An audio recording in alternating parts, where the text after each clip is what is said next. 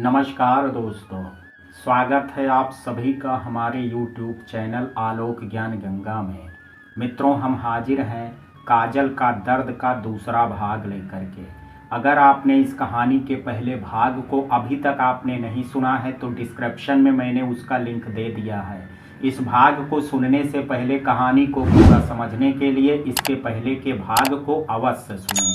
तो चलिए मित्रों, देर ना करते हुए कहानी को शुरू करते हैं। अविनाश काजल से मिलकर के उसे आश्वस्त करना चाहता था कि उसके साथ काजल को कोई परेशानी नहीं होगी, लेकिन काजल के सामने पहुंच करके क्या बोले उसकी समझ नहीं आया। तुम ठीक हो ना, कोई परेशानी तो नहीं है? जैसे वाक्य से अधिक वह नहीं बोल पाया। ऐसे मामलों में पुलिस कार्रवाई और कानूनी दांव पेंच तो वह जानता था, लेकिन एक प्रताड़ित लड़की से कैसे सांत्वना भरे शब्द बोले यह उसकी समझ के बाहर था। फिर उसके पास समय भी कम था, उसे अपना सारा काम खत्म करना था आनंद नगर जाने से पहले। काजल का वह हफ्ता कैसे बीता उसे होश नहीं। उदासीन सी एक तरफ पड़ी रहती। उसके माता पिता ही सारी तैयारी में लगे हुए थे। कुछ कपड़े और आभूषण पहले खरीदे हुए थे, कुछ और दोनों अपने आप खरीद लाए। काजल से कहते तो वह कोई जवाब नहीं देती, ज्यादा जोर देते तो रोने लगती। जो नया सामान आया काजल ने एक बार भी आंख उठा करके नहीं देखा। ओम प्रकाश ने अपनी बड़ी बेटी प्रीति और दामाद मुकेश को बुलवा लिया। फिर पांचों को मिला करके अविनाश के शहर जाने का कार्यक्रम था। अविनाश एक दिन पहले ही चला गया। किसी रिश्तेदार को बुलाना ओम प्रकाश ने उचित नहीं समझा, ना ही यह बात किसी को उसने पता चलने दी। प्रीति को बहन के साथ जो हुआ था वह माँ से फोन पर पता चल गया था। वह आना भी चाहती थी बहन के पास, लेकिन माँ ने ही मना कर दिया। उसके सास ससुर के कड़े कायदे कानून के तहत बिना कारण बताए उसको मायके आना नामुमकिन था। कारण शकुंतला उन्हें बताना नहीं चाहती थी। जब तक बात छुपी रहे अच्छा है। प्रीति की सास को एक और कारण मिल जाता ताना मारने का। झूठा कारण दे सकती थी उसकी अपनी बीमारी का, लेकिन ऐसे में संभावना थी प्रीति के सास स्वयं भी आ जाती। दुनियादारी की दुहाई दे करके शकुंतला को देखने। प्रीति बहन की हालत देख बहुत रोई। गुलाब की तरह खिली रहने वाली काजल बिल्कुल सूख गई थी, हमेशा चहकने वाली एकदम खामोश पड़ी थी। दामाद मुकेश को भी बहुत दुख हुआ परिवार को इस हालत में देख करके। प्रीति काजल के पास बैठ कुछ ना कुछ बोलती रहती, शायद काजल कुछ जवाब दे। जब दोनों बिल्कुल अकेले होती तो काजल कुछ जवाब हाँ हूँ में दे देती या रोने लग जाती। प्रीति उसका हाथ पकड़ करके घंटों बैठी रहती, प्यार से उसे समझाती रहती। पांचों रेलगाड़ी से अविनाश के शहर पहुंचे तो अविनाश और उसके पिता स्वागत में स्टेशन में खड़े मिले। उन सबका होटल में ठहरने का इंतजाम कर रखा था। 3 कमरों में सबका सामान लगवा दिया। प्रीति और काजल एक कमरे में ठहर गए। 2 दिन बाद शादी का मुहूर्त था। कुछ औपचारिक बात करके सुरेश चंद तो निकल गए, लेकिन अविनाश होटल में ही ठहर गया। शाम को उसकी मम्मी और बहन बहनोई आने वाले थे काजल और उसके परिवार से मिलने। अविनाश ओम प्रकाश के पास बैठा था और सब अपने कमरे में आराम कर रहे थे। ओम प्रकाश उसे पैसे देते हुए बोला, बेटा यह पैसे तुम संभाल करके रखो, होटल से गायब हो गए तो किसका गिरेबान पकड़ेंगे? अविनाश ने आश्चर्य से पूछा, इतना पैसा किस लिए? ओम प्रकाश सादगी से बोला, एक शहर के बाहर जमीन थी, वह बेच दी है। शादी की पार्टी में जो खर्च होगा वह आप निकाल लेना। बाकी 1 लाख के करीब मुकेश जी को देने हैं, काम शुरू करने वाले हैं। अविनाश ने फिर सवाल दाग दिया, मुकेश को काम शुरू करना है तो आप पैसे देंगे? अविनाश लंबी सांस छोड़ते हुए बोले, क्या करें, बेटी खुश रहेगी इसी आस में दे रहे हैं। एक तो मुकेश जी का काम अच्छा हो जाएगा, दूसरे प्रीति को सास ससुर के ताने नहीं सुनने पड़ेंगे। अविनाश पैसे अपनी जेब में रखता हुआ बोला, यह तो मुकेश की बहुत गलत बात है। इस तरह से आपसे पैसे मांगता है, आपको सख्ती से मना कर देना चाहिए। ओम प्रकाश कुछ नहीं बोले। उसने सोचा अविनाश का गर्म खून है, उसे दुनियादारी की कोई समझ नहीं है। काजल ने अब तक उदासीनता की चादर ओढ़ भविष्य से मुंह मोड़ रखा था, लेकिन नए स्थान आ करके उसकी बेचैनी और घबराहट बढ़ गई। उसे महसूस हो रहा था शीघ्र ही वह माता पिता की सुरक्षा कवच से बाहर निकल अजनबियों के बीच जाने वाली है। शकुंतला तो व्यवस्था समझने में व्यस्त थी, लेकिन प्रीति हर पल काजल के साथ बैठी थी और उसे हिम्मत बंधा रही थी।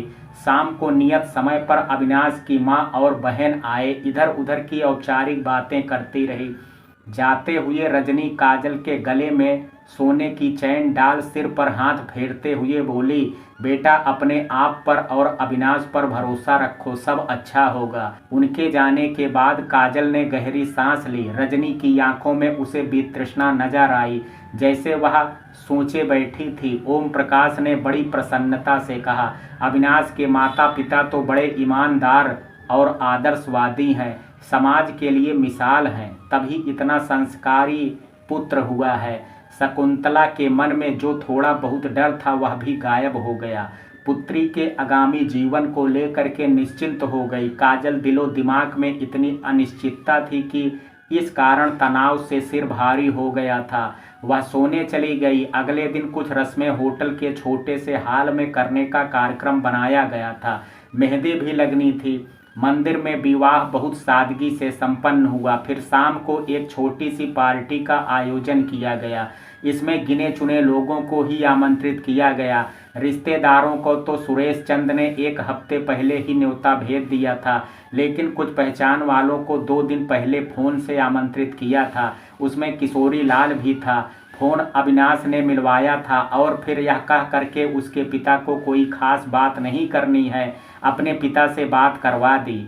अविनाश की शादी की बात सुन करके किशोरी लाल को सदमा लग गया। उसे विश्वास नहीं हुआ इतना अच्छा रिश्ता उसके हाथ से निकल गया। अपने आप पर गुस्सा भी बहुत आया। उसने देर कर दी अविनाश से बात करने में, लेकिन उसे खुश होने का नाटक करना पड़ा। अविनाश की बहुत तारीफ की। फ़ोन पर उसके पिता से कहा, बहुत ही साहसिक कदम उठाया आपके बेटे ने। अविनाश जैसे नौजवान मिसाल कायम कर सकते हैं समाज में, आपकी परवरिश का परिणाम है। तो जल रहा था, लेकिन जबान चाशनी उगल रही थी। फिर निमंत्रण स्वीकार करने में अपनी असमर्थता जाहिर कर उसने फ़ोन काट दिया। सब काम इतनी जल्दी जल्दी हो रहा था। काजल बेसुध सी जैसा कहा जा रहा था करती जा रही थी। पार्टी उसी होटल में दी गई थी जिसमें ठहरे थे, इसलिए पार्टी के बाद काजल अपने कमरे में जा कर के सो गई। अविनाश अपने परिवार के साथ घर चला गया। सुबह जब काजल की आंखें खुली तो प्रीति को परेशान कमरे में चहलकदमी करते देखा। उसने पूछा, क्या हुआ दीदी, कोई टेंशन है क्या? काजल को उठा हुआ देख करके प्रीति तुरंत पलंग पर उसके पास बैठते हुए बोली, जब से तेरे मियाँ से रिश्ता जुड़ा है, पापा को लगता है उनके हाथ में AK-47 आ गई है, जिस पर गुस्सा आए दाग दो। काजल को कुछ समझ नहीं आया प्रीति क्या कह रही थी। उसने आश्चर्य से उसे देखा। प्रीति बोली, मेरे ससुर ने मुकेश का नया काम करवाने के लिए पापा से 1 लाख रुपए मांगे थे। मैं जानती हूँ बहुत गलत बात है घर की शांति के लिए, लेकिन क्या कर सकते हैं। काजल जानती थी प्रीति की सास का व्यवहार उसकी तरफ अच्छा नहीं था, इसलिए प्रीति बहुत डरी हुई और परेशान रहती थी। प्रीति आगे बोल रही थी, पुलिस वालों को लगता है सरकार ने उन्हें लाइसेंस दे दिया है धौंसगिरी करने का। कल पार्टी से पहले मुकेश को एक कमरे में ले गए और पता नहीं क्या धमकी दी। जब से मुकेश गुमसुम खोया खोया सा घूम रहा है। काजल का पूरा ध्यान प्रीति की तरफ था। वह बोली, लेकिन दी, तुझे क्या पता अविनाश ने पैसे को लेकर के ही मुकेश जीजू से कुछ कहा है? प्रीति उदास स्वर में बोली, मैंने मुकेश से पूछा था क्या हुआ, अविनाश ने क्या कहा है? तब कुछ नहीं बोले, लेकिन अभी सामान लगाते समय पापा कमरे में आए थे पैसे लेकर के। मुकेश ने इनकार कर दिया था, बोला उसे पैसे नहीं चाहिए। काजल आश्चर्य से प्रीति की तरफ देख रही थी। वह बोली, अच्छा तूने पूछा नहीं जीजू से, उनका विचार कैसे बदल गया? प्रीति लंबी सांस खींचते हुए बोली, पूछा था, कह रहे थे अविनाश गुस्सा कर रहा था, कह रहा था कैसे आदमी हैं जो बीबी के घर वालों से पैसे मांगते हो? शर्म नहीं आती है? अपनी मेहनत से क्यों नहीं आगे बढ़ते हो? जो इंसान अपने माँ बाप से इतना डरता हो, सही गलत में फर्क नहीं कर सकता, वह भला पत्नी की क्या रक्षा करेगा और क्या साथ देगा? काजल को लगा अविनाश कहे तो सही रहा था, लेकिन बहन को चिंतित देख करके उसने कुछ नहीं कहा। जब काजल की तरफ से कोई प्रतिक्रिया नहीं मिली तो प्रीति आगे बोलने लगी। मुझे बहुत डर लग रहा है। अविनाश कितना भी सही बोल रहा हो, लेकिन कौन यह सब सुनना पसंद करता है? मुकेश को लग रहा होगा मैं ससुराल की बातें सब जगह बताती हूँ। अब काजल बोली, जब पैसे मांगेंगे तो मायके में बताना तो पड़ेगा ही ना, बिना बताए कैसे लेकर के जाती? ठीक है, जब तेरे सास ससुर ताने मारते थे तब तूने कुछ नहीं बताया था। प्रीति उदास स्वर में बोली, हाँ पापा मम्मी तक बात रहती थी तो ठीक था, लेकिन अविनाश के बीच में पड़ने से मामला गड़बड़ हो गया है। अभी तक तो सास ससुर ही सुनाते थे, लेकिन अब मुझे लगता है मुकेश भी गुस्सा करेगा, उल्टा सीधा बोलने लगेगा। काजल अपनी परेशानी भूल करके बहन को सांत्वना देने लगी। वह बोली, हो सकता है यह सब तेरी कल्पना हो, ऐसा कुछ नहीं हो।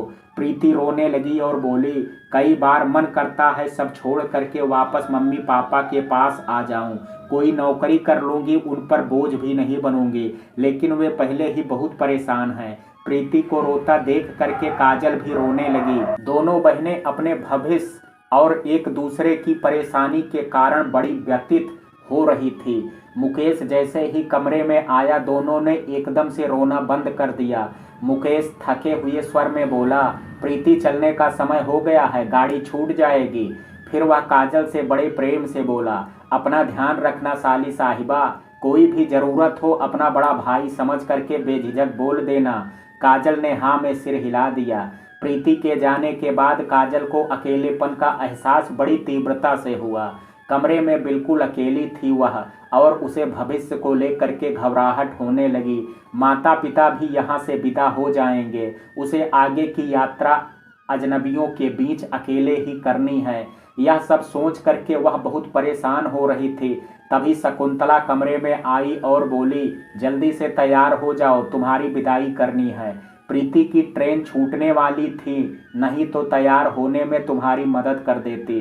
फिर शकुंतला प्रेम से काजल के सिर पर हाथ फेरने लगी। उसे समझाया, बेटा पुरानी बातों को भूल करके नए सिरे से जिंदगी शुरू करो, भगवान सब भला करेगा। जरा सी भी कोई परेशानी महसूस हो तो तुरंत फोन कर देना, तेरे पापा उसी समय निकल पड़ेंगे तेरे पास आने के लिए। शादी के बाद यह मत सोचना तू पराई हो गई है, हम हमेशा तेरे साथ हैं।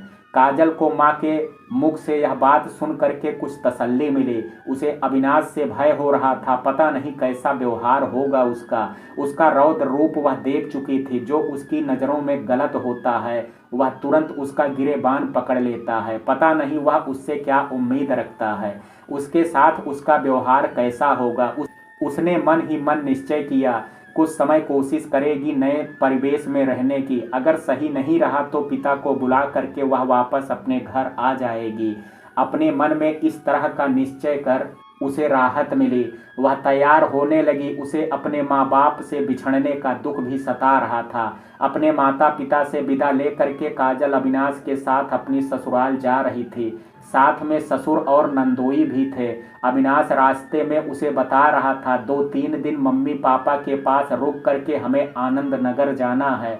बहुत सुंदर जगह है, छोटा सा है, लेकिन टूरिस्ट बहुत आते हैं। काजल उसकी बात बहुत ध्यान से सुन रही थी। फिर वह रास्ते में आ रही इमारतों के बारे में काजल को बताने लगा। काजल संकोच में बैठी हाँ हूँ करती रही। अविनाश के घर सब उसके स्वागत के लिए दरवाजे पर खड़े थे।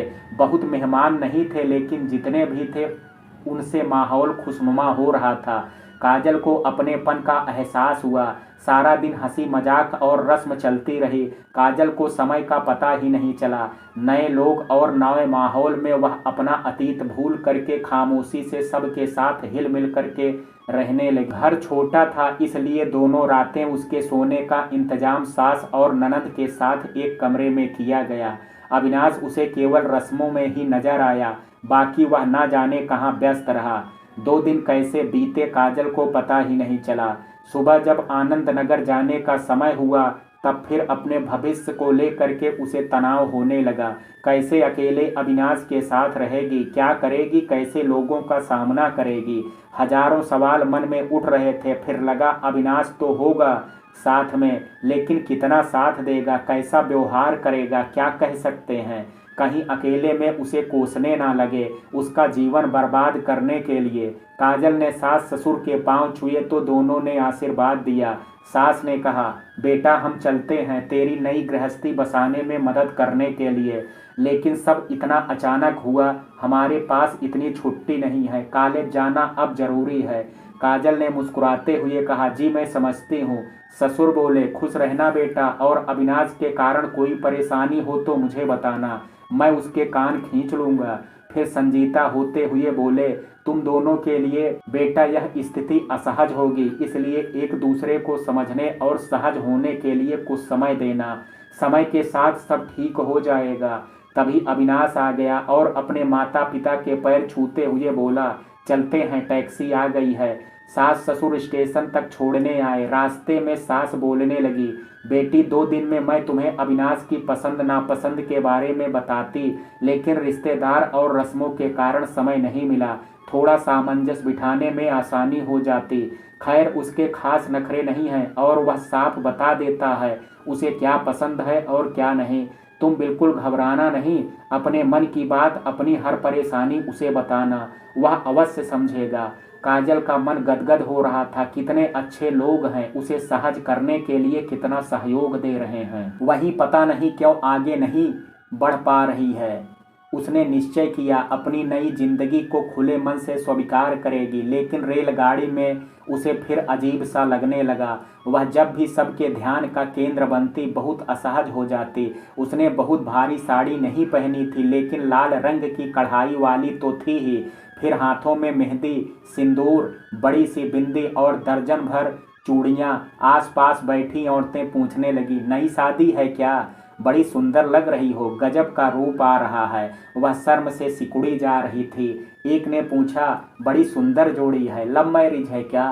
अविनाश स्वयं असमंजस में था। ऐसी स्थिति में बातें बनाना उसे नहीं आता था। उसने सहायता की उम्मीद से काजल की तरफ देखा। वह गठरी बनी बैठी थी और उसको ताक रही थी। वह क्या जवाब देगा, उसके मुंह से निकल गया, जी लव मैरिज है, बचपन से एक दूसरे को जानते हैं। तभी दूसरी औरत मुंह बना करके बोली, लगता तो नहीं है, वह इतना शर्मा रही है और तुम भी इतनी दूर बैठे हो। आजकल के लड़के लड़कियां तो बेशर्मी से चिपके रहते हैं। अविनाश झेंपते हुए काजल के निकट सरकते हुए बोला, यह पास आने ही नहीं देती, पत्नी बनते ही नखरे मारने लगी है, बात बात पर डांटती है, क्या करूं मैं। एक औरत काजल को झिड़कते हुए बोली, अरे सतर्क रह लड़की, इतना सुंदर दूल्हा मिला है, ज्यादा नखरे करेगी तो कोई और फंसा लेगी। फिर पल्लू से हंसी रोकते हुए बोली, मेरी उम्र थोड़ी ज्यादा हो गई है, नहीं तो मैं ही चांस मार लेती। इस बात पर तीनों एक दूसरे का हाथ मारते हुए हंसने लगी और अपनी अपनी कहने में लग गई। अविनाश ने काजल की तरफ देखा तो वह मुस्कुरा रही थी। उसकी समझ नहीं आया इसमें इतना हंसने वाली बात क्या थी। शाम तक आनंद नगर आ गया था। स्टेशन पर अविनाश के ऑफिस वाले बैंड बाजे के साथ लेने आए थे। सब अविनाश का स्वागत बड़ी गर्मजोशी से कर रहे थे, उसे सम्मान दे रहे थे, साथ में काजल को भी। काजल को पहली बार महसूस हुआ अब वह समाज में अविनाश के कारण एक सम्मानित स्थान पर खड़ी है।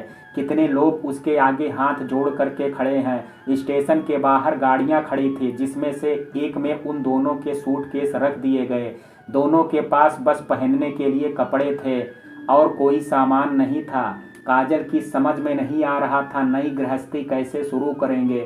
सामान तो कुछ है नहीं, लेकिन सरकारी आवास पर उतर करके उसकी समस्या का समाधान हो गया। घर पूरी तरह से व्यवस्थित था। उसने आश्चर्य से अविनाश की तरफ देखा तो वह बोला, कुछ फर्नीचर तो मेरे पास पहले से ही था और कुछ मम्मी के पास फालतू था जो यहाँ भिजवा दिया। रसोई के लिए मैंने अपने जूनियर से कह दिया था, उन्होंने इंतजाम कर दिया है। घर बहुत बड़ा नहीं था, 2 ही बेडरूम थे, आगे पीछे बरामदा और एक छोटा सुंदर बगीचा था। इसी तरह के और मकान भी पंक्ति में बने थे। तभी काजल की उम्र की एक औरत दौड़ती हुई आई और बोली, भाभी जी, हम श्यामा हैं। आपके घर के पीछे जो कोठरी बनी है हम उसमें रहते हैं, बदले में घर का सारा काम करते हैं। हंसमुख सांवली सलोनी श्यामा काजल को अच्छी लगी। उसका एक 3 साल का बेटा भी था जो उसके पीछे पीछे घूम रहा था। श्यामा रसोई की ओर जाते हुए बोली, आप दोनों मुंह हाथ धो लो, हम चाय बनाते हैं तब तक। शाम के 5 बज रहे थे। दोनों को चाय पीने का मन हो रहा था। ड्राइवर चारों सूटकेस एक कमरे में रख करके चला गया। कमरे में काजल असमंजस की स्थिति में खड़ी थी। समझ नहीं आ रहा था एक कमरे में अविनाश के साथ कैसे रहेगी। तभी अविनाश कमरे में आता हुआ बोला, परेशान मत हो काजल, अपने कपड़े मैं दूसरे कमरे में रख देता हूँ, तुम इस कमरे में सोना आज से। और वह अपने सूटकेस उठा करके दूसरे कमरे में चला गया। वैसे तो काजल ने राहत की सांस ली, लेकिन मन में शंका भी उठ रही थी। अविनाश उससे दूरी किस लिए बना रहा था? उसे सहज होने के लिए समय दे रहा था या स्वयं उससे बच रहा था? खैर, उसके लिए तो अच्छा ही था। उसने सोचा कपड़े बाद में लगाएगी अलमारी में, पहले एक साधारण सलवार कुर्ता पहन लेना चाहिए। साड़ी पहनने की आदत नहीं थी, इसलिए अजीब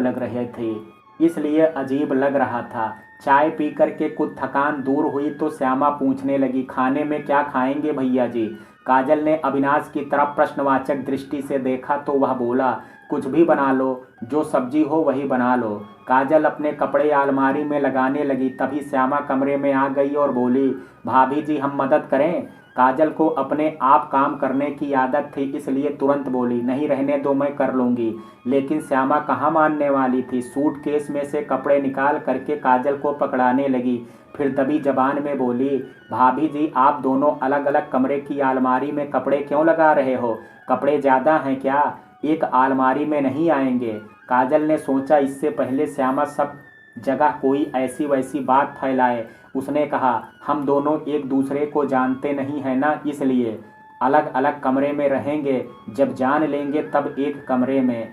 श्यामा की फटी हुई आंखें देख काजल अपना वाक्य पूरा नहीं कर पाई।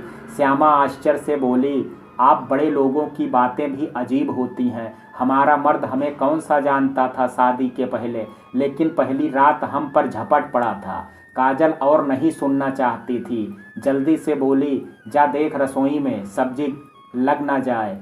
श्यामा के जाने के बाद 2 मिनट गहरी सांस ली, फिर काम पर जुट गई।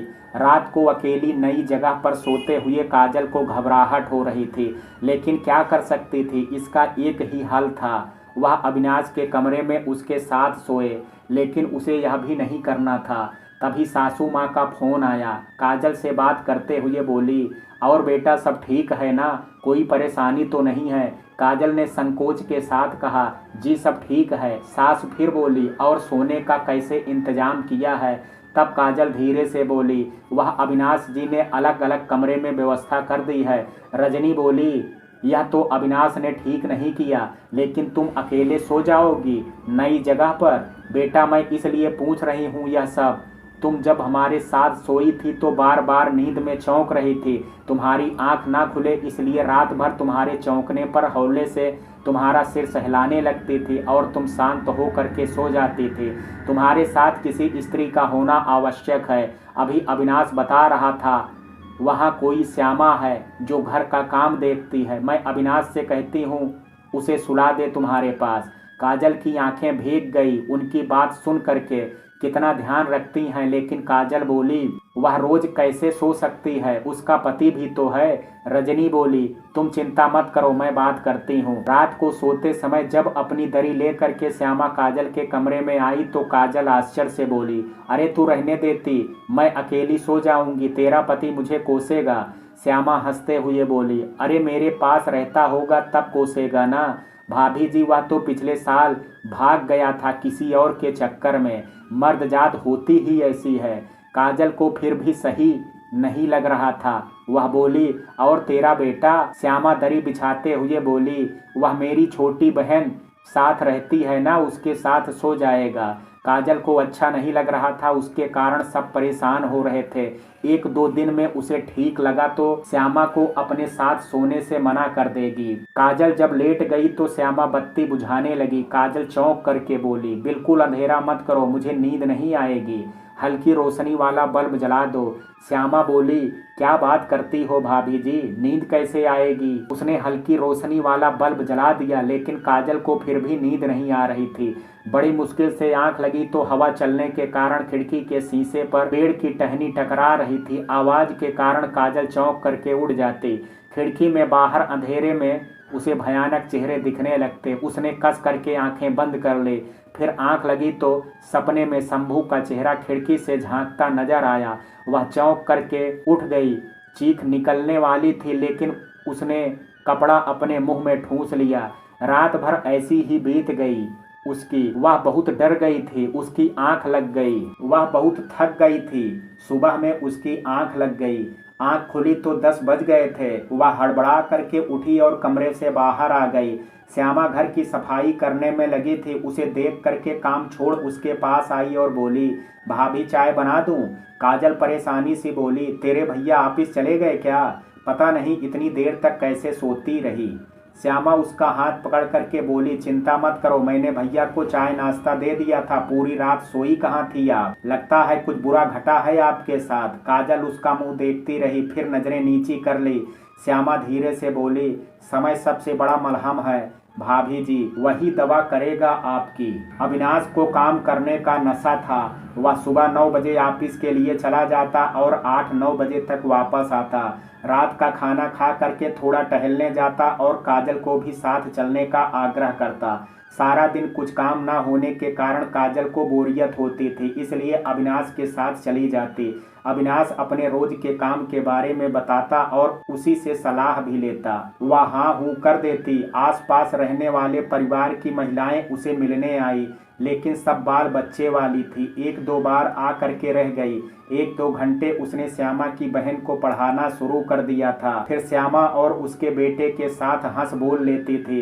1-1.5 महीना बहुत आराम से निकल गया था। अविनाश बहुत ध्यान रखता, गलती से भी उसका हाथ काजल को छू ना जाए। उसकी शारीरिक दूरी बना करके रखने की जरूरत को समझता था। काजल नियमित तौर पर अपनी माँ और सास से बात करती थी। प्रीति से इस बीच कोई बात नहीं हुई। माँ से पूछा प्रीति के विषय में तो उन्होंने कहा बहुत फिक्र हो रही है। उसको फोन मिलाया 1-2 बार तो सास ने उठाया और यह कह करके काट दिया, यहाँ फोन मत मिलाया करो। मन तो कह रहा था एक बार वहीं जा करके मिल आए उससे, देखते हैं। श्यामा अभी भी काजल के कमरे में सोती थी। एक बार बेटे की बीमारी के कारण वह नहीं सोई। रात को काजल की आंख खुली। वह पसीने से भीग रही थी और उसकी चीख निकली होगी। तभी कमरे में अविनाश ने प्रवेश किया और उसको पानी का ग्लास पकड़ाते हुए उसके पास पलंग पर बैठ गया।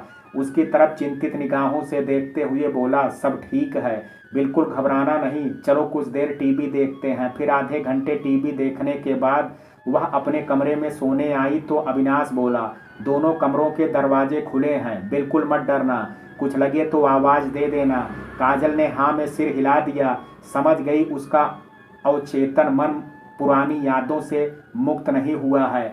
कुछ दिनों में उसे आराम की नींद आ रही थी तो उसने सोचा वह बिल्कुल ठीक हो गई है, लेकिन श्यामा की उपस्थिति उसे आंख खुलते ही शांत कर देती थी। अगले दिन काजल की आंख बहुत देर से खुली। अविनाश जा चुका था।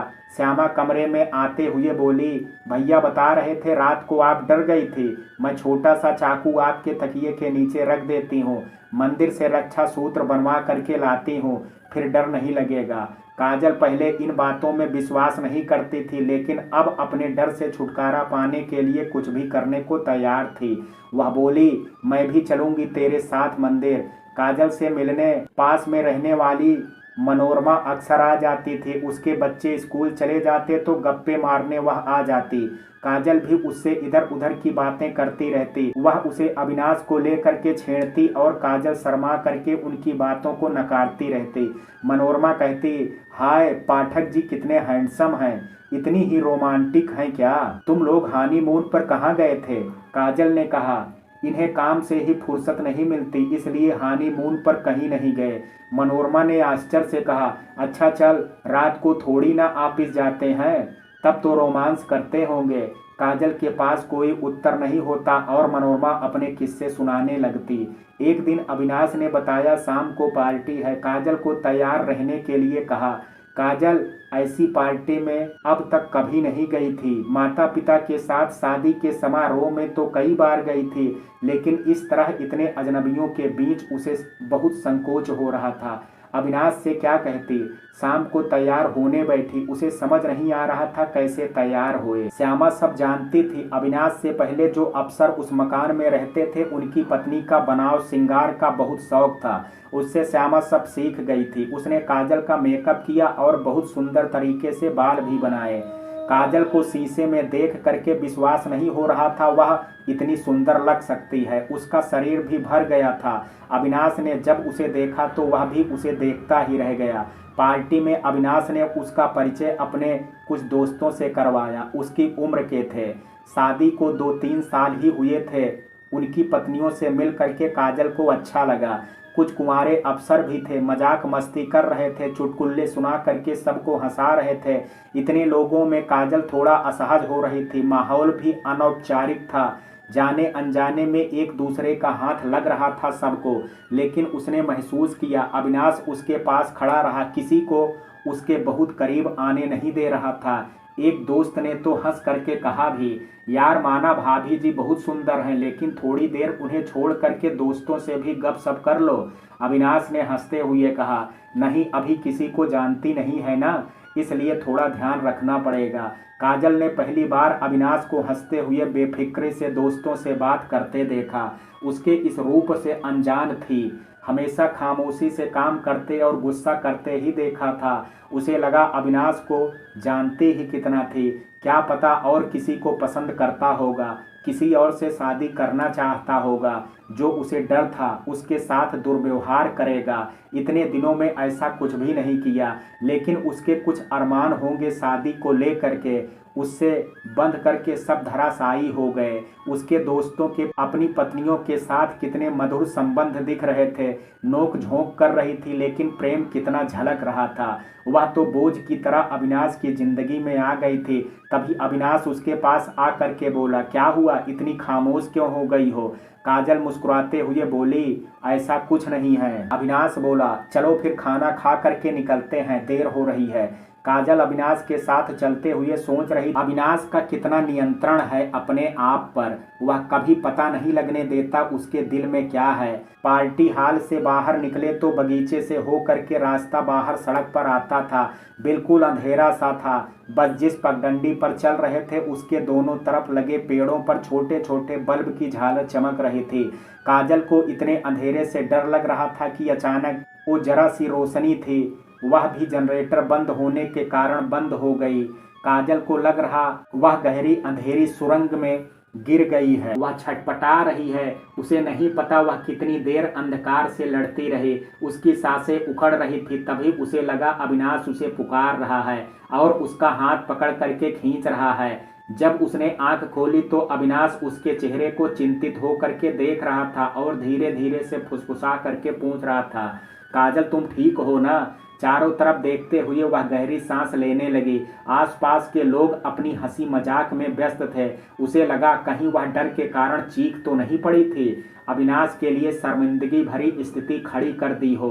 लेकिन स्थिति सामान्य देख उसने पसीना पोंछते हुए कहा, मैं ठीक हूँ। फिर गाड़ी में बैठते हुए यही सवाल उसके मन में बार बार आ रहा था, ऐसा कब तक चलेगा, कब तक अविनाश धैर्य रख पाएगा। अविनाश ने गाड़ी में बैठने के बाद उससे कहा, गहरी सांसें लो। 2 मिनट के लिए लाइट चल गई थी। उससे पूछे बिना नहीं रहा गया, क्या मैं चीख पड़ी थी। अविनाश गंभीरता से बोला, नहीं तुम चिल्लाई तो नहीं थी, लेकिन अंधेरे में जो समझ आया तुमने आंखें कस करके बंद कर ली थी। तुम कांप रही थी बुरी तरह। काजल की आंखें नम हो गई। खिड़की से बाहर देखते हुए सोचने लगी, कब उसे खौफ से छुटकारा मिलेगा, कब वह सामान्य जीवन जी पाएगी। अगले दिन भी जब काजल गुमसुम और खामोश रही तो अविनाश ने कहा, या तो तुम अपनी पढ़ाई पूरी कर लो या कोई संस्था ज्वाइन कर लो। अकेले घर में खाली पड़ी रहोगी तो वही बातें दिमाग में घूमती रहेंगी। काजल को अविनाश की बात अच्छी नहीं लगी। उसे अपनी स्थिति दयनीय लग रही थी। क्यों उसके साथ ही ऐसा हुआ? क्या बिगाड़ा था उसने किसी का? वह आत्मदया से ग्रसित हो रही थी। कैसे पार्टी में सब हंस बोल रहे थे और वह सामान्य व्यवहार भी नहीं कर पा रही थी। अविनाश उसको इस तरह परेशान देख करके चिंतित हो रहा था। उसकी बात ना वह सुन रही थी ना समझ रही थी। उसको इस उदासी से बाहर निकलने के लिए क्या करे, अविनाश को समझ नहीं आ रहा था। उस दिन अविनाश जल्दी घर आ गया। 3 बजे थे। घर में घुसा तो देखा मनोरमा बैठी चटकारे लेकर के आसपास वालों की गृहस्थी के किस्से सुना रही थी। आंख मारते हुए वह बोली, मिसेज कपूर है ना? इस उम्र में भी उसके मिस्टर ऑफिस जाते हुए किस करके जाते हैं? अरे नौकरों का तो ध्यान रखना चाहिए, सब जगह गाते फिरते हैं। फिर खिलखिला करके हंसने लगी। अविनाश दरवाजे की ओट से देख रहा था। काजल सुन रही थी लेकिन मनोरमा की तरह हंस नहीं रही थी। अविनाश ड्राइंग रूम में दाखिल होते हुए मुस्कुराते हुए बोला, नमस्ते जी, कैसी हैं आप? उसे देख करके मनोरमा बोली, मैं ठीक हूँ, आज जल्दी आ गए। अविनाश टेढ़ी नज़र से काजल की तरफ देख मुस्कुराते हुए बोला, बस जी ऐसे ही। मनोरमा साड़ी के पल्लू से हंसी रोकते हुए बोली, वह नई नई शादी होती है तब ऑफिस में मन कहाँ लगता है। अविनाश ड्राइंग रूम से बाहर जाते हुए बोला, बिल्कुल सही बोला जी आपने। मनोरमा उठते हुए बोली, चलो मैं चलती हूँ। लेकिन काजल ने उसका हाथ पकड़ करके बैठाते हुए कहा, नहीं आप बैठो, ऐसा कुछ नहीं है, थक गए होंगे, आराम करने आए होंगे, थोड़ी देर लेट करके चले जाएंगे। काजल को समझ नहीं आ रहा था अविनाश इतनी जल्दी क्यों आ गया। पहले तो कभी जल्दी नहीं आया। छुट्टी वाले दिन भी कहीं ना कहीं व्यवस्था देखने जाना पड़ता था। आनंद नगर पर्यटन स्थल था। कोई ना कोई नेता या राजनेता आते रहते थे। उसे उनकी सुरक्षा व्यवस्था का निरीक्षण करने जाना ही पड़ता था। तभी अविनाश की आवाज आई, काजू काजू मेरा तौलिया कहाँ है? मनोरमा मंद मंद मुस्कुराते हुए काजल को देख रही थी। काजल असमंजस में थी। अविनाश को आज क्या हो गया है, कैसे और किस तरह से बात कर रहा है। इससे पहले तो उसने अपनी कोई निजी वस्तु उससे नहीं मांगी थी। वह झेंपते हुए कमरे में पहुंची तो अविनाश आराम से पलंग पर बैठा हुआ उसे फिर से पुकार रहा था। काजल झुंझला करके स्वयं में फुसफुसा करके बोली, तौलिया तो बाहर टंगा हुआ है, हमेशा तो ले लेते हैं, फिर आज क्या हुआ? अविनाश पहले की तरह तेज आवाज में बोला, तुम्हें कमरे में बुलाने का और कोई तरीका मुझे नहीं मालूम काजू, तुम्हारे लिए आधे दिन की छुट्टी लेकर के आया हूँ बाहर से। मनोरमा ने हंसते हुए कहा, काजल मैं चलती हूँ, तुम अपने पति की सेवा करो। इससे पहले कि काजल बाहर आ करके उसे रोकती, दरवाजा बंद करने की आवाज सुन करके रुक गई। अविनाश को गुस्से में देखते हुए बोली, क्या हो गया है, किस तरह से बात कर रहे हैं आप? अविनाश आश्चर्य से देखते हुए बोला, क्या गलत बोला? पत्नी से तौलिया मांगना क्या गुनाह है? काजल तीखे स्वर में बोली, तौलिया मांगना गुनाह नहीं है, लेकिन क्या काजू काजू लगा रखी है? अविनाश मुंह बनाते हुए बोला, इतना बड़ा नाम लेने में जबान घिस जाएगी और पत्नी बार बार नाम तो लेना ही पड़ेगा। अब जलूं या कालू बोलूंगा तो कितना अजीब लगेगा। काजल गुस्से से अधिक आश्चर्य से बोली, काजल नाम बड़ा लगता है आपको? आपका नाम तो इससे भी बड़ा है। अविनाश मासूम सा भाव चेहरे पर लाते हुए बोला, हाँ तो तुम मुझे औरों की तरह अभी बोलो, मैं बिल्कुल बुरा नहीं मानूंगा। तुम्हारे घर वाले तो तुम्हें काजू ही पुकारते हैं, बोलते ही लगता है ड्राई फ्रूट्स मुंह में घुल गया हो। काजल के पास कोई उत्तर नहीं था, क्या बोले, लेकिन गुस्सा भी आ रहा था। वह तेज स्वर में बोली, यह सब नाटक मनोरमा जी के सामने करने की क्या जरूरत थी? सब जगह बताती फिरेंगी। अविनाश कंधे उचका करके बोला, उन्हें लगना चाहिए हम सामान्य पति पत्नी की तरह रहते हैं और वह उसका चेहरा देख रहा था।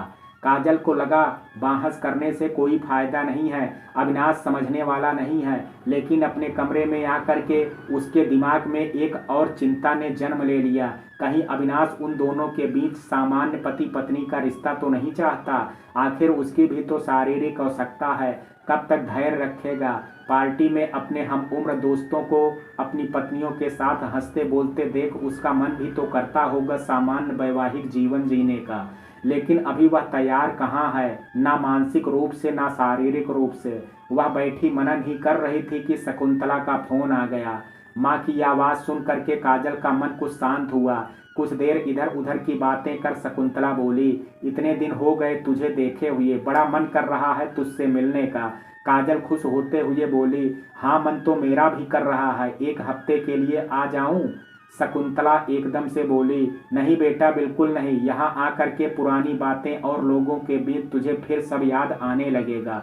वहाँ दूर रह करके कुछ तो दिमाग शांत हुआ होगा। माँ की आवाज़ सुन करके जो मन प्रसन्न हुआ था, यह बात सुन करके भारी हो गया। अभी उसका चित्त कहाँ शांत हुआ था, खौफ उसके मन मस्तिष्क पर धावा बोल ही देता था जब तब। लेकिन इस बात को तो नहीं नकार सकती थी, पहले से स्थिति बेहतर हुई है, लोगों से मिलने जुलने लगी थी, रात को भी नींद बेहतर आने लगी थी। तभी अविनाश उसके कमरे में आता हुआ बोला, काजल चलो तुम्हें घुमा करके लाता हूँ, आज जल्दी आ गया हूँ, अच्छा मौका है। दुनिया दूर दूर से आती है घूमने, हमें इतना टाइम हो गया है यहाँ रहते हुए, हमने कुछ घूमा भी नहीं। काजल का मूड खराब हो गया था माँ से बात करके। उसने मना करते हुए कहा, नहीं मुझे नहीं जाना है, आप चले जाओ। अविनाश उसके पास बैठते हुए बोला, तुम्हें अपनी ज़िंदगी में आगे बढ़ना चाहिए, लोगों से मिलना जुलना चाहिए। तुमने जब कोई अपराध ही नहीं किया तो तुम अपने आप को क्यों सज़ा दे रही हो। काजल धीमे स्वर में बोली, मैं अपने आप को कोई सज़ा नहीं दे रही हूँ, बस मेरा मन नहीं करता कहीं आने जाने का, लोगों से मिलने जुलने का। अविनाश ने जिद करते हुए कहा, यह बेकार की बातें हैं, आना जाना शुरू करोगी तो मन को अच्छा लगने लगेगा। आधे घंटे में तैयार हो जाओ, खाना भी बाहर कहीं खा लेंगे। और वह अपने कमरे में जा कर के कुछ फाइलें देखने लगा। काजल वहीं बुत बनी बैठी सोचने लगी। शारीरिक दर्द तो 15-20 दिन में चला गया था, खौफ भी कुछ महीनों में और कम हो जाएगा, लेकिन मानसिक शर्मिंदगी से कैसे निजात पाएगी। उसकी निजता और अस्तित्व को रौंदा है उन लोगों ने, उसकी नारीत्व की गरिमा को ठेस पहुंचाई है, कैसे भूल पाएगी वह यह अपमान। पिता ने एक बार कहा था मनोचिकित्सक के पास चलते हैं, लेकिन क्या बताएगा वह, यही कि तुम्हें शर्मिंदा होने की आवश्यकता नहीं है, तुम्हारी कोई गलती नहीं है, तुम अकेली नहीं हो जिसके साथ यह सब हुआ है। तुम्हें हिम्मत रखनी चाहिए, बहुत सी औरतों के साथ तो बहुत विभत्स स्थिति रही है, तुम तो फिर भी भाग्यशाली हो। और ना जाने क्या क्या समझाएगा, कहेगा अपने आप को दोष मत दो। वह अपने आप को दोषी मान भी नहीं रही है, उसके दिमाग ने स्वीकार कर लिया वह एक हादसा था जो किसी के साथ भी हो सकता है, लेकिन दिल पर एक बोझ है। वह एक ऐसे समाज में पैदा हुई जहां उसकी आबरू के साथ खिलवाड़ हुआ। उन तीनों ने उसके वस्त्र हरण करने की कोशिश की, सबकी नज़रों में वह नग्न हो गई। उसका अब अपना क्या रहा, बस दूसरों के रहमों पर जीना। लेकिन उसको शुक्रगुजार होना चाहिए, वह कितनी भाग्यशाली है, इतना सब होने के बाद उसको इतने सभ्य और भले लोग मिल रहे हैं। लेकिन उसने अपने आप को सचेत किया, इससे पहले वह आत्मदया के भंवर में गोते लगाने लगे और रोना शुरू कर दे, उसे तुरंत तैयार हो करके अविनाश के साथ बाहर चले जाना चाहिए। ध्यान हटेगा तो वही बातें दिमाग में बार बार नहीं आएंगी। अविनाश उसे झील के पास ले गया, वहाँ की चहलकदमी को देखते हुए बोला, शाम को यहाँ बहुत भीड़ हो जाती है, टूरिस्ट तो आते ही हैं, लोकल भी अक्सर आ जाते हैं। मंद मंद हवा, लोगों का हंसना बोलना और बच्चों की खिलखिलाहट देख काजल को लगा वह जीवन जीना ही भूल गई थी। अपनी गलती ना होते हुए भी उसने अपने आप को कैद कर रखा था। जरा जरा सी बात पर चहकने वाली काजल खुश होना ही भूल गई थी।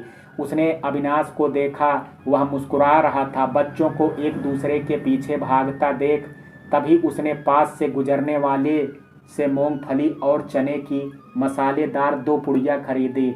एक उसकी तरफ बढ़ा, दूसरे में से बेफिक्र खुद खाने लगा। उसे लगा वह कितना खुश है, एक वही है जो दिल पर इतना बड़ा भूत ले करके घूम रही है। तभी एक छोटी सी लड़की भागती हुई आई और काजल से टकरा गई। काजल के हाथ में जो पुड़िया थी वह जमीन पर गिर गई। बच्ची हंसते हुए सॉरी बोल करके भाग गई। अविनाश ने अपनी पुड़िया दोनों के बीच में कर ली। वह बहुत ध्यान से मूंगफली निकाल करके खा रहा था, कहीं काजल के हाथ को छू ना जाए। काजल को लगा अविनाश उसको कितने अच्छे से समझता है, उसकी दूरी बना करके रखने की चाहत का सम्मान करता है। वहां थोड़ी देर टहलते रहे, फिर अविनाश बोला, अगली बार तुम्हें झील के दूसरी तरफ लेकर के जाऊंगा, वहां एक मंदिर भी है और एक सुंदर बगीचा भी। काजल ने उससे पूछा, पहले भी आए हैं आप यहाँ? वह बोला, कई बार। जब भी कोई नेता या खास आदमी आता है तो उसकी सुरक्षा के इंतजाम देखने सब जगह जाना पड़ता है। फिर दोनों ने खोमचे वाले से इडली डोसा खाया और घर आ गए। लौटते हुए काजल हल्का महसूस कर रही थी और उसे नींद भी आई। अच्छी काजल अब कमरे से बाहर अधिक समय बिताने लगी थी। कभी बगीचे में काम करती तो कभी बरामदे में बैठ करके किताब पढ़ती। श्यामा के साथ घर के काम काज में लगने लगी थी। एक दिन अविनाश थोड़ा जल्दी घर आया तो देखा काजल श्यामा के बेटे के साथ खेल रही थी और हंस रही थी। अविनाश को अच्छा लगा, लेकिन अविनाश को देख करके काजल बिल्कुल खामोश हो गई। अविनाश का चेहरा तन गया। वह चाहता था काजल उसके सामने भी सामान्य व्यवहार करे। यह बात काजल ने महसूस की। उसे लगा अब तक तो अविनाश अपने काम में व्यस्त रहता था, लेकिन कुछ दिनों से उसकी नज़रें उस पर टिकने लगी थी।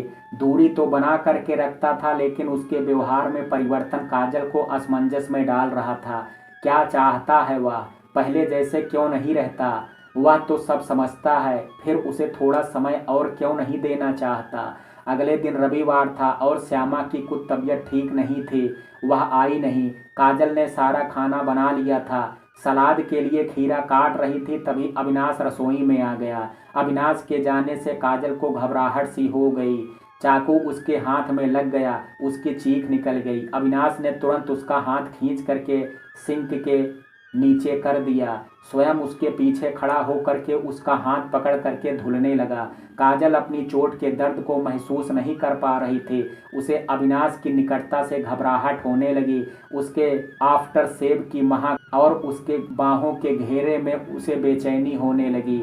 वह बुरी तरह से कांपने लगी। उसे लगा वह बेहोश हो जाएगी। वह अविनाश को बोलना चाहती थी, हटो मैं अपने आप धो लूंगी, लेकिन मुंह से बोल नहीं फूट पा रहा था। अविनाश एक झटके से उसको छोड़ करके अलग खड़ा हो गया। काजल का खून बहता बंद हो गया था। वह लड़खड़ाते हुए स्लैब का सहारा ले करके लंबी लंबी सांसें लेने लगी। अविनाश ने उसके पीले पड़ते चेहरे को देख करके पूछा, तुम ठीक हो ना? काजल ने हाँ में धीरे से सिर हिला करके जवाब दिया, लेकिन उसे अविनाश पर क्रोध भी आ रहा था। जानता है कि वह किसी के भी स्पर्श से असहज हो जाती है, तो उसने ध्यान क्यों नहीं रखा? वह कमरे में जा करके अकेले लेट जाना चाहती थी, लेकिन अविनाश ने दाल गैस पर गर्म करने को रख दी और बोला, तुम डाइनिंग टेबल पर बैठो, मैं खाना लगाता हूँ। काजल ने बेमन से थोड़ा बहुत खाना खाया और उसके बाद वह शाम तक कमरे से बाहर नहीं निकली। एक दो दिन काजल अविनाश से खींची खींची सी रही। अविनाश हमेशा की तरह उससे बात करने की कोशिश करता रहा और वह हाँ ना में उत्तर देती रही। फिर काजल ने सामान्य होने की कोशिश की और अपनी तरफ से भी कुछ बातें जोड़ने लगी। शहर में पर्यटन का बढ़ावा देने के लिए उत्सव मनाया जा रहा था, जिसके कारण अविनाश व्यस्त हो गया। काजल को राहत मिली। हर समय उसके सामने सामान्य दिखने की कोशिश में वह थक जाती थी, लेकिन उसकी कमी भी खलती थी।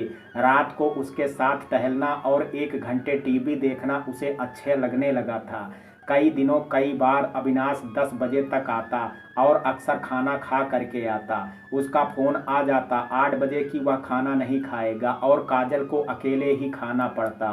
श्यामा की माँ आई हुई थी, इसलिए उसने रात को काजल के पास सोना बंद कर दिया था। उस दिन अविनाश समय से आ गया था। दोनों टहलने के बाद टीवी देख रहे थे, तभी सीरियल में कार का दृश्य आने लगा। काजल एकदम तनाव में आ गई और उठ करके जाने लगी। तभी अविनाश का धीमा लेकिन कठोर स्वर सुनाई दिया, बैठ जाओ काजल।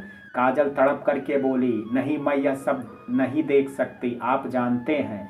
अविनाश ने धीरे से कहा, हाँ मैं जानता हूँ, लेकिन तुम कब तक भागती रहोगी? यह जीवन की सच्चाई है, ठहरो और उसका सामना करो। काजल फिर उठते हुए बोली, मैं चाय बना करके लाती हूँ। अविनाश ने उसका हाथ पकड़ करके बैठा दिया। काजल रुआंसी हो करके बोली, अविनाश जी मैं यह नहीं देख सकती, प्लीज मुझे जाने दीजिए। अविनाश शांत स्वर में बोला, इतना समय हो गया इस हादसे को और तुम अभी तक नहीं उबर पाई हो। ऊपर से तुम सामान्य होने का नाटक कर लो, लेकिन अंदर से तुम अभी भी कतराती हो इस विषय पर बात करने से। स्थिति पहले से बदतर होती जा रही है।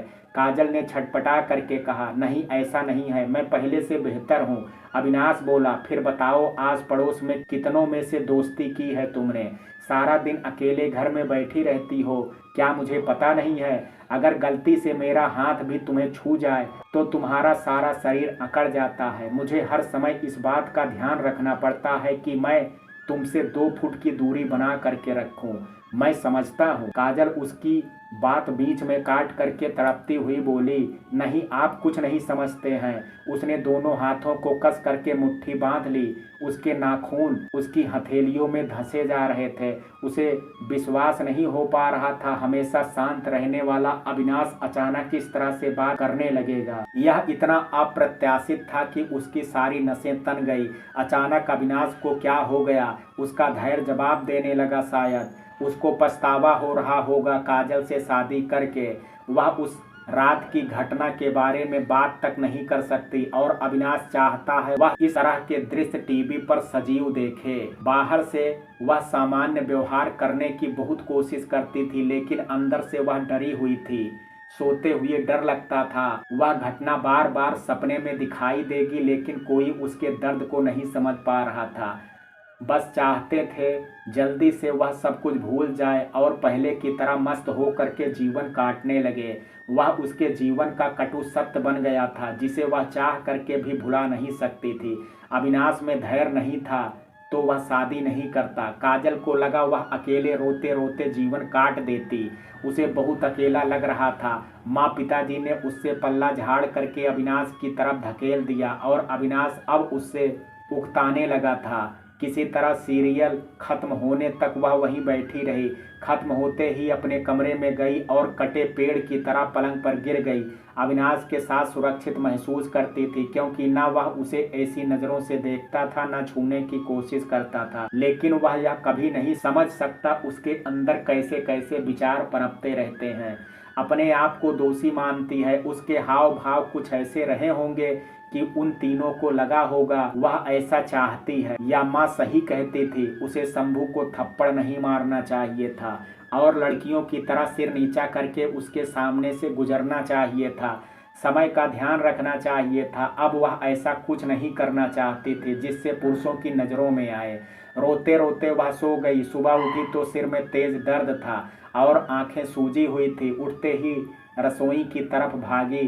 पता नहीं श्यामा आई है कि नहीं, अविनाश के लिए कुछ बना दें जल्दी से, नहीं तो वह ऑफिस चला जाएगा बिना कुछ खाए।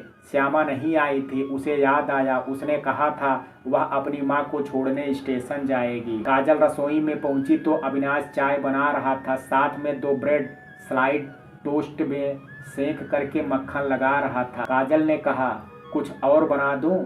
वह उसे घूरते हुए बोला, नहीं मेरा तो हो गया, मुझे ज़रूरत नहीं है, तुम अपने लिए बना लेना। और वह चाय ब्रेड ले करके बाहर चला गया। काजल उसे बाहर जाता हुआ हतप्रभ देख रही थी। क्या मतलब निकाले इस बात का? क्या वह थक गया है इस रिश्ते से, या उसको लगता है वह कोशिश नहीं कर रही है इस दुख से निकलने की?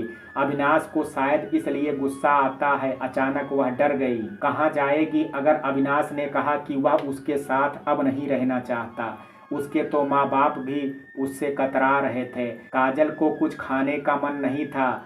वह फिर चुपचाप पलंग पर जा करके लेट गई। 12 बजे श्यामा आई तो उसका सूजा हुआ चेहरा देख बोली, लगता है भाभी जी आप ठीक से सोई नहीं है, रात फिर डरावने सपने आए क्या? काजल ने उदास स्वर में कहा, हाँ ऐसा ही समझ लो। श्यामा उसको ध्यान से देखते हुए बोली, भाभी जी कहीं आप पर किसी प्रेत का साया तो नहीं? काजल हाथ के इशारे से बात को इधर उधर करते हुए बोली, क्या बेकार की बातें कर रही हैं? आजकल कोई इन बातों को मानता है क्या? लेकिन मन में विचार आया, हाँ भूत तो सवार ही है, अतीत का भूत।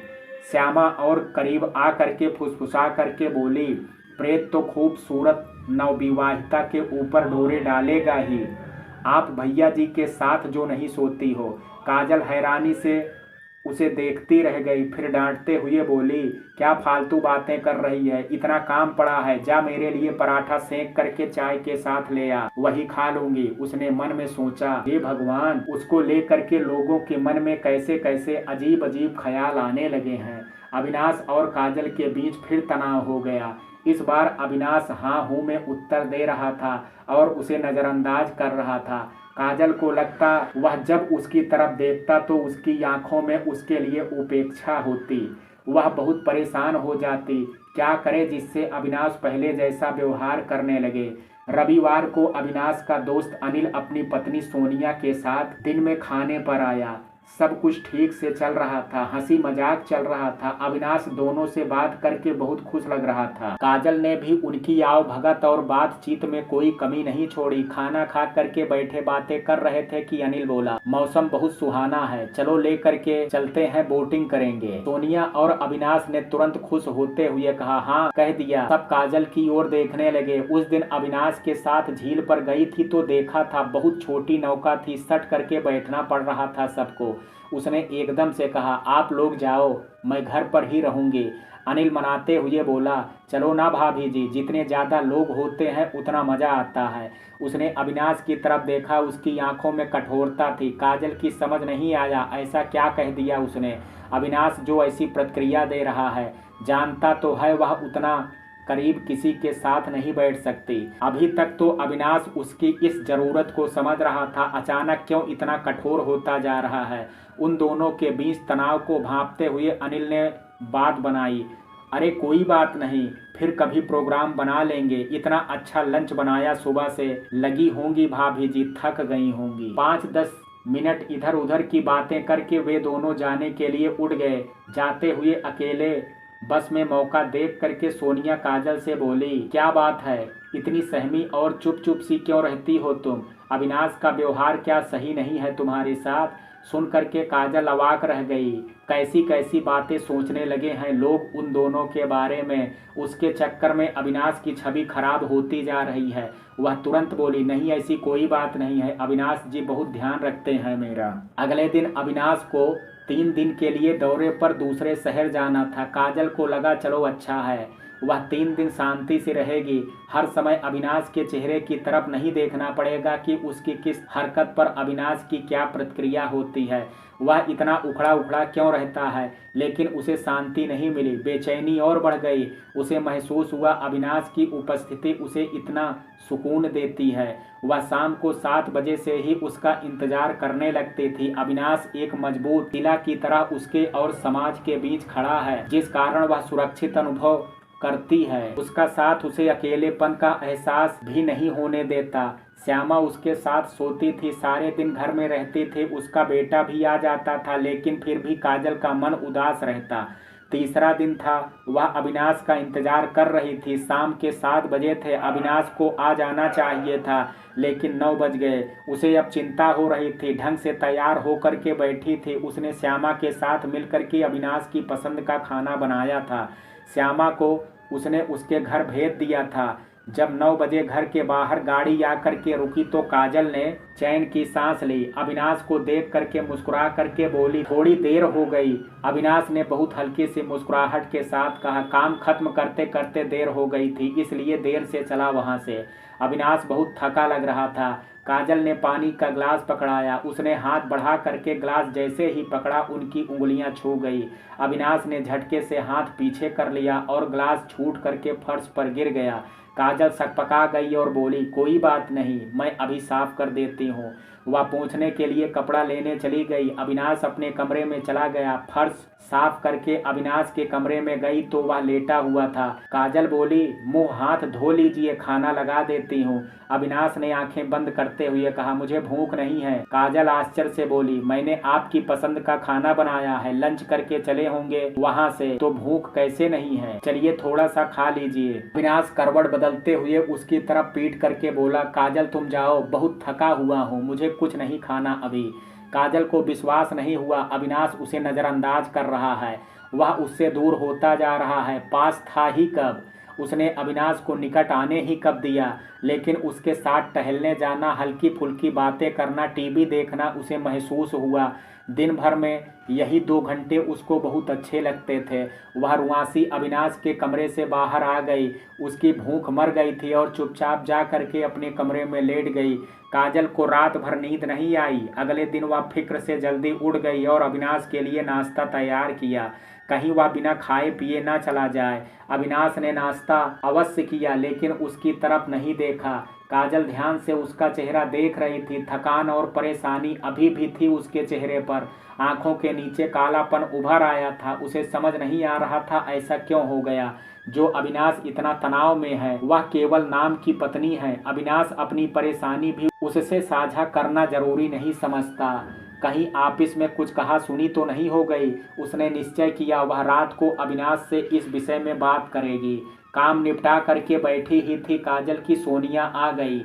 उसने आश्चर्य से सोचा, बिना बताए ये कैसे आ गई। सोनिया मुस्कुराते हुए बोली, यहाँ से गुजर रही थी, सोचा मिलती चलूं। काजल ने मुस्कुरा करके उसका स्वागत करते हुए कहा, आइए ना, बहुत अच्छा किया आप मिलने आई। सोनिया फिर आराम से बैठते हुए बोली, करती क्या हो यार दिन भर, घर में सारा दिन कैसे काटती हो। काजल क्या जवाब देती, बस मुस्कुरा करके रह गई। सोनिया आगे बोलने लगी, थोड़ा मिला जुला करो लोगों से, आजकल क्या चल रहा है पता चलेगा, थोड़ा फैशन के बारे में भी जानकारी मिलेगी। काजल ने उसको चौंक करके देखा, क्या वह फैशनेबल नहीं दिखती। उसने इस तरफ कभी ध्यान ही नहीं दिया। उसे अपनी तरफ इस तरह से आश्चर्य से देखते हुए सोनिया बोली, नहीं तुम गलत मत समझना, मैं तुम्हारे पहनावे पर कोई टिप्पणी नहीं कर रही हूँ, लेकिन आजकल जो वेस्टर्न ड्रेस चल रही है वे भी वार्डरोब में होनी चाहिए।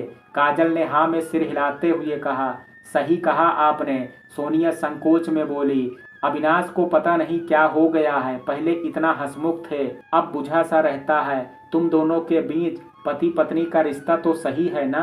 काजल लाल हो गई उसका आशय समझ करके और बोल कुछ नहीं सकी। सोनिया ही बोली, अभी इतना मस्त पर्यटन समारोह हुआ आनंद नगर में, एक जगह भी अविनाश के साथ दिखाई नहीं दी तुम दोनों के बीच तनाव का क्या कारण है मैं नहीं जानती, लेकिन ऐसा ही चलता रहा तो अविनाश तुम्हारे हाथ से ना निकल जाए। काजल उसकी तरफ हतप्रभ देखती रह गई। सोनिया एक समझदार की तरह नसीहत देते हुए बोली, देखो अगर पुरुषों की शारीरिक आवश्यकताएं पूरी नहीं होती हैं तो वे या तो हिंसक पशु की तरह व्यवहार करने लगते हैं या अंदर ही अंदर घुटने लगते हैं। तुम्हें एक पत्नी की तरह अविनाश की हर जरूरत का ध्यान रखना चाहिए। काजल अभी भी सकते में थी, सिर झुकाए सोनिया की बातें सुन रही थी। क्या सचमुच अविनाश इसलिए इतना परेशान है। वह उसकी शारीरिक आवश्यकताओं की तरफ ध्यान नहीं देती, लेकिन अविनाश ने ऐसा कभी जताया नहीं। वह तो हमेशा स्वयं दूरी बना करके रखता है, लेकिन शादी करी है तो कुछ तो अरमान होंगे, या मजबूरी में शादी की है, और हो सकता है उसे वह सुंदर लगती ही नहीं कि उसके समीप आने की इच्छा हो। उसे तो एक से एक सुंदर स्मार्ट आधुनिक पोशाकों से सुसज्जित सोनिया जैसी पत्नी मिल सकती थी। सोनिया उसे विचारों में खोया देख करके बोली, अरे यार तुम तो डिस्टर्ब हो गई, छोड़ो चलो शॉपिंग करने चलते हैं। काजल को बिल्कुल मन नहीं हो रहा था, उसे फिर तनाव ने घेर लिया था। काजल को लगा उसे सोनिया के साथ जा करके 1-2 वेस्टर्न ड्रेसेस ले लेनी चाहिए, कहीं उसके लिबास के कारण अविनाश को उसके साथ कहीं आने जाने में शर्मिंदगी महसूस होती हो। अविनाश उसे हर महीने खर्चे के लिए अच्छी खासी रकम देता था, लेकिन खाद्य सामग्री के अलावा और किसी वस्तु पर वह पैसा खर्च नहीं करते थे। अविनाश हिसाब भी नहीं मांगता था, उसके पास काफ़ी पैसा इकट्ठा हो गया था। तैयार हो करके सोनिया के साथ बाजार चली गई। अच्छा खासा बाजार था, एक से एक शोरूम थे। उसे अफसोस हुआ वह पहले क्यों नहीं आई। उसे लगा स्वयं रुक जाओ तो दुनिया थोड़ी ना आगे बढ़ना बंद कर देगी, स्वयं रोते रहो तो लोग थोड़ी ना हंसना बोलना बंद कर देंगे। सोनिया उसे एक बड़े से शोरूम में ले गई। एक से एक वेस्टर्न ड्रेस टंगी थी। सोनिया ने 3-4 निकाल ली और फिर काजल से बोली, एक दो ड्रेस डाल करके देख लेते हैं कैसी लगती है। काजल को समझ नहीं आ रहा था उस पर कैसी ड्रेस अच्छी लगेगी। सोनिया ने उसे टाइट फिटिंग की ड्रेस निकाल करके दी और बोली, एक बार यह पहन करके देख। काजल झिझकते हुए बोली, मुझ पर यह कहाँ अच्छी लगेगी। सोनिया हंसते हुए बोली, पहन कर को तो देखो, नहीं अच्छी लगेगी तो छोड़ देंगे, दुकानदार हमें जबरदस्ती थोड़े ना लपेट देगा। काजल ने जब पहन करके देखी तो उसे लगा जैसे उसका नाप ले करके बनाई गई थी। वह ड्रेस घुटने तक ही थी और उस पर बहुत फब रही थी। सोनिया आंख मारते हुए बोली, यार अगर मैं लड़का होती तो इसी समय तुझे बाहों में भर करके किस कर लेती। काजल की समझ नहीं आ रहा था सोनिया इस तरह की बातें कैसे सबके सामने कर लेती है। वह ड्रेस बदलने जाने लगी तो सोनिया एक और ड्रेस पकड़ा करके बोली, यह और पहन करके देखो, कम से कम 2 ड्रेस तो जरूर लेना है। शोरूम से निकलते हुए काजल के हाथ में 2 पैकेट थे। फिर दोनों ने कॉफ़ी हाउस में जा करके कॉफ़ी और सैंडविच खाया। खाते खाते सोनिया बोली, तुम्हारी फिगर तो गजब है, दोनों ड्रेस तुम पर बहुत सुंदर लग रही थी। काजल बस मुस्कुरा करके रह गई। जैसे जैसे दिन ढल रहा था काजल के दिमाग में तनाव बढ़ता जा रहा था। कैसे पूछेगी वह अविनाश से कि वह इतना परेशान क्यों है। सच बात तो यह थी कि उसे उसके उत्तर से ज़्यादा खौफ हो रहा था। पता नहीं क्या जवाब दे। यह भी हो सकता है वह कुछ जवाब दे ही नहीं या उसे झिड़क दे। बात करने के बाद उनके रिश्तों का समीकरण और भी बिगड़ जाए। शाम को अपने समय पर अविनाश आया और उसकी तरफ देखे बिना सीधे अपने कमरे में चला गया। फिर थोड़ी देर बाद आकर के डाइनिंग टेबल पर बैठ गया। काजल ने खाना लगाया। वह बिना बोले खा करके उठा और उससे पूछे बिना टहलने चला गया। अब तो काजल को पक्का विश्वास हो गया अविनाश उससे ही नाराज है। उसने जल्दी जल्दी अपना रसोई का काम निपटाया और अविनाश का इंतजार करने लगी। उसे अंदर ही अंदर बहुत घबराहट हो रही थी, कैसे बात शुरू करेगी। वह जब लौट करके आया तो इंतजार करते हुए वह इतना अधिक तनाव में आ गई थी कि उसका चेहरा पीला पड़ गया। अविनाश को देखते ही उसका शरीर कांपने लगा। अविनाश यह देख करके बोला, क्या हुआ, ऐसे कांप क्यों रही हो, मैं कोई हमला नहीं करने वाला हूँ तुम पर। अविनाश की इस बात से वह चौंक गई और उसे दुख भी हुआ। अविनाश उससे ऐसे कैसे बोल रहा है। फिर भी हिम्मत करके बोली, वह मैं जानता हूँ, मैं तो बस यह जानना चाहता हूँ आप मुझसे बात क्यों नहीं कर रहे हैं, उखड़े उखड़े से क्यों रहते हैं। अविनाश का शरीर एकदम से तन गया, मुद्रा कठोर हो गई। वह सख्त आवाज में बोला, क्या बात करूं तुमसे, तुम केवल हाँ या ना में जवाब देती हो। अभी भी मुझसे ऐसी डरती हो जैसे मैं तुम्हें खा जाऊंगा। उसके इस तरह बात करने पर वह घबरा गई और बोली, नहीं ऐसी बात नहीं है। वह उसे घूरते हुए बोला, फिर कैसी बात है, उस हादसे को हुए इतना समय हो गया, हमारी शादी को भी महीनों हो गए, लेकिन फिर भी मेरे जरा से भी टच से तुम अभी तक पत्ते की तरह कांप जाती हो। क्या मेरे छूने से तुम मैली हो जाओगी। काजल खामोशी से सुन रही थी लेकिन दिमाग में हलचल मच गई थी। मैली तो वह हो चुकी है, उन हैवानों के साथ उसे छू चुके हैं, किसी और के छूने से क्या फर्क पड़ेगा। उसके दिल में जो धूल जम गई थी वह कैसे साफ होगी। उसके मुंह से बड़ी मुश्किल से निकला, आप गलत समझ रहे हैं, और वह मुंह फेर करके खड़ी हो गई। वो किसी भी हालत में वे आंसू नहीं दिखाना चाहती थी जो आंखों से टपकने के लिए बेताब हो रहे थे। तो समझाओ मुझे क्या सही है। अविनाश की उंगलियां उसकी कलाई पर कस गई और उसने उस पर जरा सा दबाव डाल करके उसको अपनी तरफ घुमा लिया। काजल ने कभी महसूस नहीं किया था अविनाश कितना ताकतवर है, लंबा चौड़ा, और उसे कितना झुकना पड़ रहा था उसकी आंखों में आंखें डाल करके बात करने के लिए। अविनाश की आंखों में कठोरता थी। वह सख्त लहजे में बोला, तुम भले ही मेरे सामने अपने आंसुओं को टपकने से रोक लो, लेकिन तुम अकेले में अभी भी रोती हो। मेरे छूने से तुम भले ही एकदम से भाग नहीं जाती, लेकिन घबराहट तुम्हारे चेहरे पर मुझे अभी भी नजर आती है। मैं अभी भी तुम्हारे अंदर चित्कार सुन सकता हूँ। काजल धीरे से फुसफुसाई, नहीं ऐसी बात नहीं है। उसकी आवाज कांप रही थी। लग रहा था वह स्वयं अपनी बात से सहमत नहीं है, लेकिन अविनाश के लगाए इल्जाम को झुठलाने की व्यवस्था थी। अविनाश ने उसका दूसरा हाथ भी पकड़ लिया और उसके बहुत करीब खड़ा हो गया। काजल का शरीर बिल्कुल तन गया था। अंदर ही अंदर वह सिकुड़ती जा रही थी, लेकिन अविनाश के हाथों की पकड़ इतनी मजबूत थी उसकी दोनों कलाइयों पर, वह पीछे नहीं जा सकते थे। अंदर से उसका दिल रो रहा था। वह अविनाश के आगे गिड़गिड़ाना चाहती थी कि वह उसे छोड़ दे। वह आज़ादी चाहती थी, लेकिन सिर झुकाए खामोश खड़ी रही। अविनाश उसके ऊपर झुकते हुए बोला, फिर कैसी बात है? तुम और मैं अच्छी तरह जानते हैं तुम नाटक कर रही हो, वरना तुम्हें मेरी छूने से सख्त नफरत हो रही है। काजल ने आंख उठा करके अविनाश के चेहरे को देखा। उसकी आंखें पत्थर जैसी सख्त हो रही थी।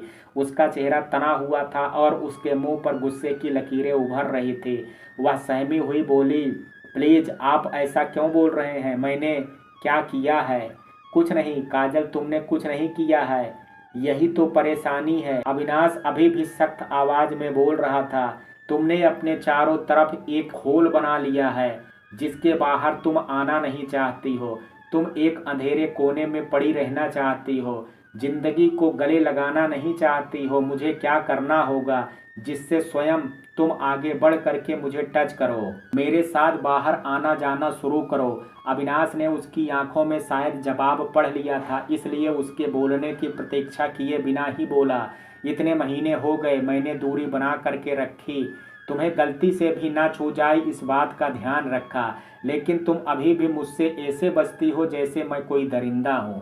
काजल चीख पड़ी, नहीं प्लीज आप यह सब क्यों बोल रहे हैं? अविनाश भी चीखते हुए बोला, मैं सच बोल रहा हूँ। तुम्हें मेरे स्पर्श और उन दरिंदों के स्पर्श में कोई अंतर नहीं महसूस होता? कब तक अपने आप को प्रताड़ित करती रहोगी काजल? काजल उसके हाथों से अपने हाथ छुड़ाने के लिए मचलती हुई बोली, क्यों कर रहे हो यह सब? क्यों बोल रहे हो यह सब? उसने धीमे स्वर में कहा, क्यों तुम मेरे छूने से कांपने लगती हो? और उसने एक हाथ से काजल की कलाई छोड़ दी। उस हाथ से उसकी पीठ को हल्के से फेरने लगा। काजल की प्रतिक्रिया बहुत जबरदस्त थी। वह जोर से उछल पड़ी और अपनी दूसरी कलाई उसके हाथ से छुड़ाने के लिए छटपटाने लगी। अविनाश पर उसकी छटपटाहट का कोई असर नहीं हो रहा था। वह हल्के से हाथ फेरता रहा। काजल की बेचैनी इतनी बढ़ गई कि वह अपने हाथ से अविनाश के उस हाथ पर जोर जोर से मारने लगी जिससे उसने काजल की कलाई पकड़ रखी थी। अविनाश ने काजल की पीठ पर हल्के से दबाव डाला, जिसके कारण काजल उसके सीने से टकरा गई। तुरंत उसने अपना हाथ अविनाश के सीने पर रख दिया थोड़ी दूरी बनाने के लिए और उसको पीछे धकेलने लगी, लेकिन उसे अपनी हथेली के नीचे अविनाश के दिल की धड़कन महसूस हुई। वह सम्मोहित खड़ी हो गई। यह एहसास इतना अप्रत्याशित और अनोखा था। वह बुत बन गई, जैसे सोचने समझने की शक्ति हर ली हो किसी ने। अविनाश उसे उकसाते हुए बोला, क्या हुआ काजल, विश्वास नहीं हो रहा है? मेरे सीने में भी एक दिल है जो धड़कता है। काजल होश में आते हुए बोली, क्यों कर रहे हो ऐसा? मुझे लगा आप मुझे सहारा देना चाहते थे, इसलिए मुझसे शादी की। अविनाश ने गुस्से से उसे छोड़ते हुए कहा, सहारा तो तब दूंगा जब तुम विश्वास करो मुझ पर। काजल तुरंत बोली, मैं करती हूँ आप पर विश्वास। अच्छा, अविनाश घूरते हुए बोला, तो साबित करो मुझे किस करो। काजल ने घबरा करके कहा, नहीं देखा, और अपना चेहरा उसके चेहरे के एकदम निकट लाते हुए पानी को जमा देने वाली आवाज में अविनाश बोला, तुम्हें मुझ पर विश्वास ही नहीं है। तुम्हें यह विश्वास नहीं है कि मैं तुम्हें कभी कोई नुकसान पहुंचा ही नहीं सकता। फिर एकदम से पलटा और खींच करके दोनों हाथ बालों में घुमाता हुआ बोला, तुम्हें मेरे ऊपर और उन दरिंदों के स्पर्श में कोई फर्क ही नहीं लगता है काजल। काजल अवाक अविनाश की बातें सुन रही थी। उसे समझ नहीं आ रहा था वह यह सब कैसे बोल सकता है, जाने क्या हो गया है। काजल मायूसी से बोली, आप ऐसा क्यों बोल रहे हैं? अविनाश पलटा और उसकी तरफ देखता हुआ बोला, तो और क्या कहूँ। फिर उसके एकदम करीब आकर के वह उसकी आंखों में आंखें डाल करके उस पर झुकते हुए बोला, तुम्हें मुझ पर विश्वास ही नहीं है। और उसने काजल को अपनी दोनों बाहों के घेरे में लेते हुए उसके ऊँटों के पास अपने ऊँट ले जाने लगा।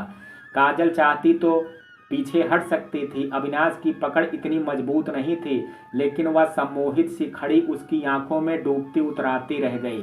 उसकी बाहों में एक कठपुतली बनी लड़की थी, वह विरोध करना भी भूल गई। अविनाश ने इतने समय में आज तक ऐसे व्यवहार नहीं किया था। अचानक उसे क्या हो गया है। उसकी आंखें ऐसे चमक रही थी जैसे बहुत समय से वह कुछ चाहता था और आज उसे मिलने वाला है। शायद अपनी बात साबित करने की जबरदस्त चाह थी और वह और करीब आ गया। उसकी बाहों का दबाव और बढ़ गया। काजल महसूस कर रही थी उसकी देह की खुशबू और गर्माहट को। न चाहते हुए वह एक ऐसा खिंचाव महसूस कर रही थी उसकी तरफ जैसा उसने पहले कभी नहीं किया था। उसका दिल जोर जोर से धड़क रहा था कि तभी अविनाश के ओंठों ने उसके ओंठों को हल्का सा स्पर्श किया। काजल जैसे झटके से ओंठ में आई, उसका शरीर तन गया और उसने अपनी दोनों हथेलियों से अविनाश को जोर से धक्का दिया। अविनाश एकदम से पीछे हो गया। उसकी आंखों में गुस्सा और हताशा थी और काजल को आंखों में डर और बेचारगी। उसे नहीं समझ आ रहा था उसने अभी तक जो महसूस किया उसे अच्छा लगा कि नहीं, लेकिन उसे कुछ अनोखा एहसास अवश्य हुआ था। एक बात उसे समझ में आ गई, अविनाश उससे गुस्सा हो गया है और वह उससे भावनात्मक रूप से जुड़ गई है, इसलिए उसके क्रोध से उसे फर्क पड़ता है। मित्रों, कहानी के इस भाग में आज इतना ही। इस कहानी कल सुनेंगे भाग 3 में। कहानी का ये भाग आपको कैसा लगा, आप अपनी राय मुझे कमेंट बॉक्स में ज़रूर दीजिएगा। वीडियो पसंद आया हो तो वीडियो को लाइक शेयर, अगर चैनल पर पहली बार विजिट कर रहे हैं तो कृपया चैनल को सब्सक्राइब करना ना भूलें।